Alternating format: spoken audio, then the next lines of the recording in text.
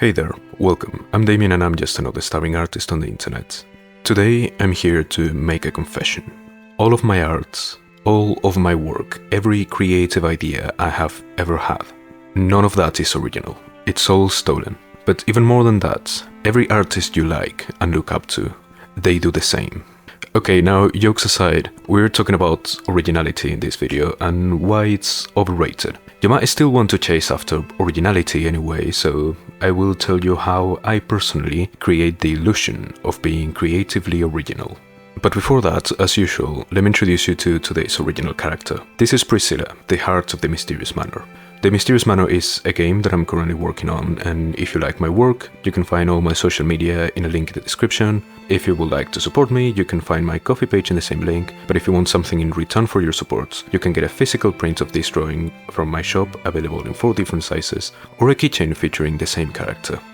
And also, by the time this video is out, my Patreon should already be live and you can go support me there to get more updates on what I'm working on and how it's going, and you can watch my videos a week earlier than in YouTube. It's in the same link in the description.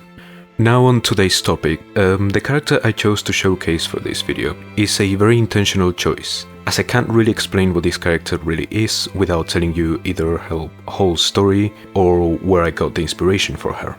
And I'll get to that eventually, but first, we need to talk about what originality really is.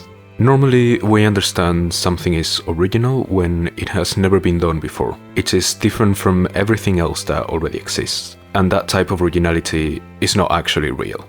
By simply existing, you as a person are influenced by your surroundings, and if you're an artist, I'm 100% certain that you became one because you have experienced art that you like. And those artworks that you liked will most definitely influence your own work, simply because you were exposed to them, even if that is not your intention. If you wish to be what is normally considered and understood as completely original, you will need to be completely isolated from any artistic medium from the moment you were born, and then make something hoping that no one else in the entire world has ever made something similar before. That is just not realistic, and you should not worry about being original because no one really is. I have talked before in this channel about the problems of artists misguidedly obsessing over the wrong aspects of artistic development. Of course, there isn't a wrong way to do art, but if you're here worrying about the originality of your work, that probably means you want to improve and make better art, and you have your solution right there. Since it's unreasonable to expect our work to be truly original, we should focus instead on making better and more interesting art, rather than original. So, I'm going to be as bold as to assume that my own art is interesting enough, and I'm going to tell you how I fake this originality. You may have heard of the expression, "steal like an artist." This comes from another saying or expression which goes something like, good artists copy and great artists steal. This stealing doesn't mean plagiarizing someone else's work or claiming it's yours. But before you become a great artist, you have to be a good artist, following the logic of that saying. Because stealing in this case is just a more advanced version of copying and imitating. When you find artwork that you like and you find interesting, I recommend doing a study of said artwork. That is to copy that piece trying to understand the creative process and techniques that have been used to create it. You can find more art by the same artist and do the same if you feel like just one wasn't enough to truly understand what is going on. Once you have done that, you can try and make art based on what you learned from those studies that you just did. After doing this a lot with many different influences and inspirations, you have slowly been incorporating new techniques and knowledge into your own workflow and becoming more familiar and comfortable with them. You have made those techniques yours. You have now successfully stolen like an artist. It's that simple. And as you go maturing and growing as an artist, this process will become a lot easier and faster. Many young artists that attempt to pursue originality try to stay away from external influences, and I already told you how pointless that is. On the other hand, I try to fully lean into my inspirations, and I'm not afraid of people recognizing where I got my ideas from, because I will even openly disclose them if I'm asked. I don't just take inspiration from other artwork either, but also from almost anything: music, books, movies, games, actual history and mythology, even science and other subjects. And they can be considered artwork as well, but comics and manga, and I like looking at art books too. In fact, I love art books to a financially dangerous degree because, my god, they are so expensive. So let's go a bit in depth here. The concept for this character is that the mysterious manor, the setting where the whole game will happen, the manor itself is alive. The original inspiration came from the 2006 animated movie Monster House, where someone was unwillingly buried under a house, and said house became possessed by the spirits of that person. There's also the 1992 book The Thief of Always, where the main characters are trapped in the holiday house, which is an extension of the villain, Mr. Hood. And the Pixar movie Encanto also came out about the same time I thought of this character, so yeah, sure. Let's say Casita is also an inspiration here. As for the visual elements of the character, I wanted the manor to have a humanoid avatar that the player can interact with in a more familiar way than talking to a house. That is Priscilla. However, as opposed to Mr. Hood from The Thief of Always, I wanted this avatar to not be able to move around, just like a house. As if it had become sedentary by taking roots in a place. And taking roots like those abandoned houses that get overtaken by plant life, and you can see branches and roots growing over and through the walls and the floor.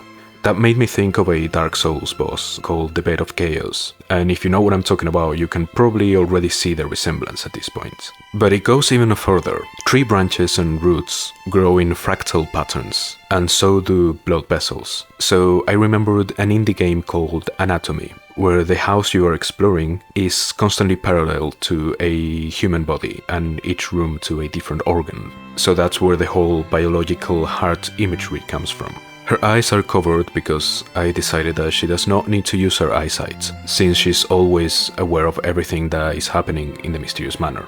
And the design for the eye cover is clearly based on the visors from Nier Automata.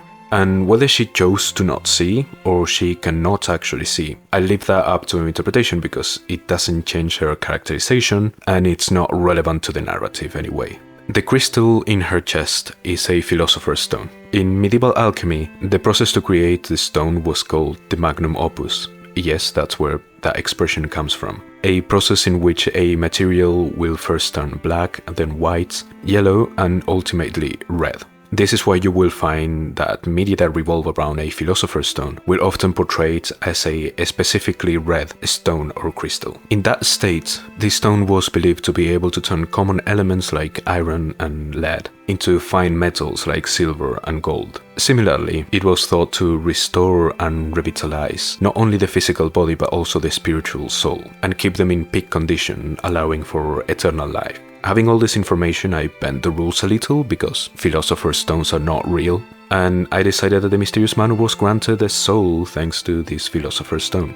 And I can keep going, but let's keep it short. There's absolutely nothing original about this character, or about any of the characters I've made for this project. Let me know in the comments if you want me to make a video about all the other 17 characters and where I got the influences for them. But yeah, my approach to fake originality is to use so many influences from so many places that it's really unlikely that anyone will recognize more than a couple of them. Unless your brain works exactly like mine and you know all the same things I do.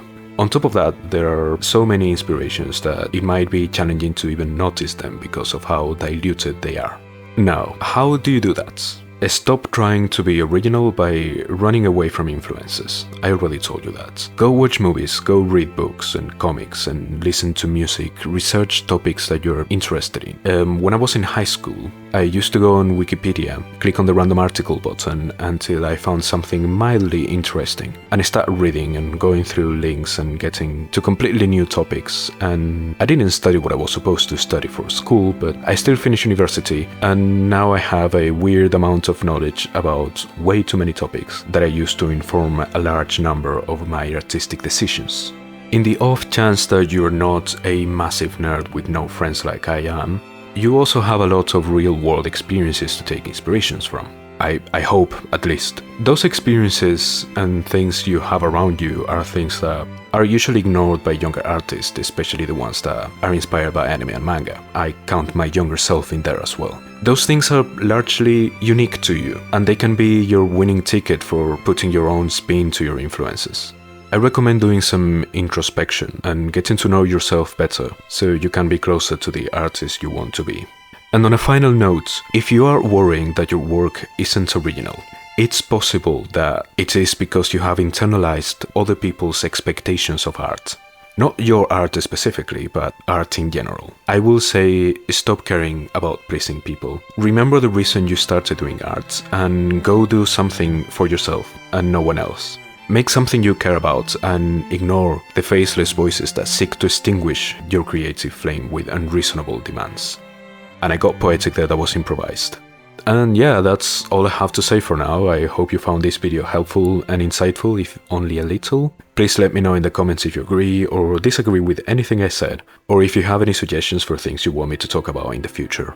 And like, subscribe, do all the YouTube things. You know what I'm talking about. We're seeing now the finished drawing, and remember that if you like my work, there's my socials, shop, coffee page. I told you about them earlier, down in the description. And remember to check my Patreon, also in the description. So yeah, keep drawing, keep getting better, and I'll see you next time.